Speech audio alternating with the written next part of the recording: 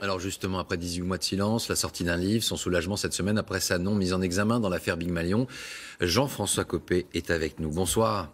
Bonsoir. Quel rôle entendez-vous jouer, vous, personnellement, dans cette primaire?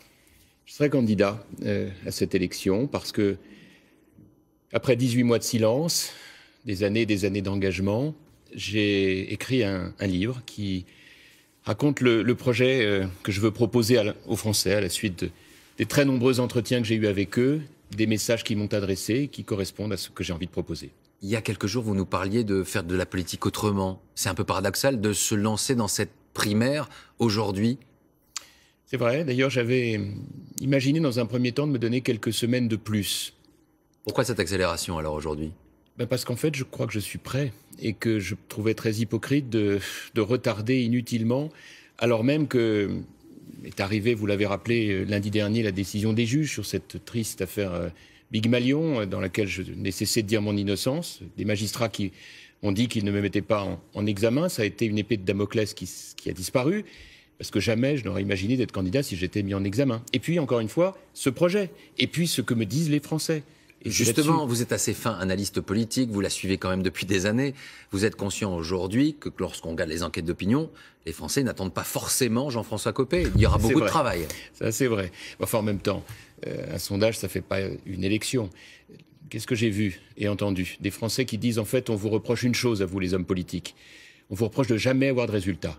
Le chômage, l'immigration, les déficits, ils ne baissent jamais les mauvais chiffres. Et en vérité, cette obligation de résultat, c'est le moteur même de ce que je veux proposer pour les Français. Est-ce qu'il y a encore en vous des traces de cette affaire Big Malion? Et est-ce que finalement, cette candidature, parce qu'il y a des Français ce soir qui vous écoutent, qui se disent tout simplement, Jean-François Copé, il a une revanche à prendre, il veut porter des coups contre certains? Certainement pas. Jamais. Bien sûr que je l'ai entendu. Mais vous, aujourd'hui, il n'y a aucun esprit de revanche en vous présentant. Aucun. Et je vais vous dire, ça n'aurait aucun sens. 18 mois de silence, c'est 18 mois de réflexion, de rencontre.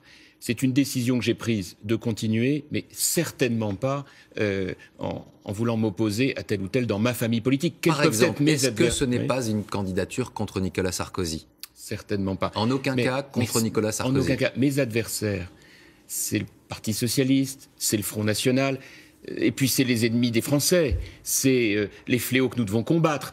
Par rapport à ça, quel est notre enjeu, Laurent Delahousse? Je veux vraiment insister là-dessus, parce que c'est tout l'intérêt d'une primaire, c'est d'avoir ce type de débat. L'enjeu aujourd'hui, c'est que quand les Français vous disent « vous n'avez pas de résultat parce que vous calez, vous reculez à la moindre manif, à la moindre démonstration de grève », ma réponse, ok.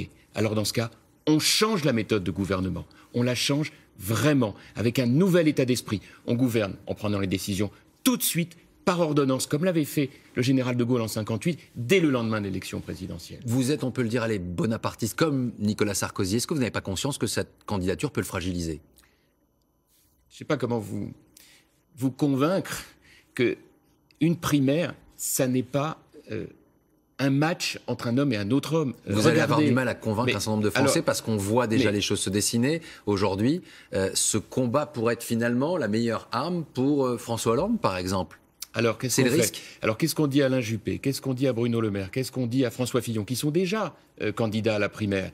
Il y a un moment où je crois qu'on est en train de se tromper de débat. L'horreur, ce serait de ne pas se plier au verdict des électeurs au soir de la primaire et de ne pas se rassembler derrière le gagnant. L'horreur, ce serait de vouloir être candidat à plusieurs à droite au premier tour de la présidentielle. Ce qui compte aujourd'hui, Laurent Delahousse, et je veux vraiment que les militants, les sympathisants, ceux qui nous écoutent, entendent bien mon message.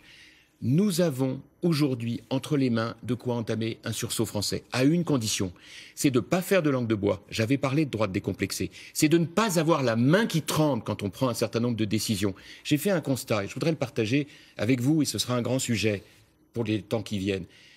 Les hommes politiques français aujourd'hui, ils ne sont pas rentrés dans le XXIe siècle. Ils ne voient pas, pour beaucoup d'entre eux, les bouleversements du numérique, les changements géopolitiques. Vous venez d'en parler pour le Proche-Orient. Les Français attendent qu'il y ait par rapport à ça des hommes et des femmes qui disent « Très bien, maintenant, on assume et on fait ce que j'espère être demain une France décomplexée. » Une dernière question. Alain Juppé a actuellement une vingtaine de points dans les enquêtes d'opinion d'avance. Ce soir, Jean-Pierre Raffarin le soutient. Il dit de lui que c'est une personnalité forte, fiable, fidèle. Il a raison? forte, fiable, fidèle? Bien sûr qu'il a raison. Mais bien sûr, le sujet d'ailleurs aujourd'hui, c'est que ça doit être aussi une confrontation de projets et de personnalités, au bon sens du terme. Qui l'emportera au mois de novembre prochain? C'est à mes yeux celui qui sera capable de convaincre les Français d'être à la fois porteur d'un projet et d'incarner ce projet, c'est-à-dire d'être celui qui fera ce pourquoi il s'est engagé. Et c'est ça l'enjeu de cette élection primaire. Jean-François Copé, candidat donc à la primaire de la droite et du centre qui aura lieu en novembre prochain. Merci à vous.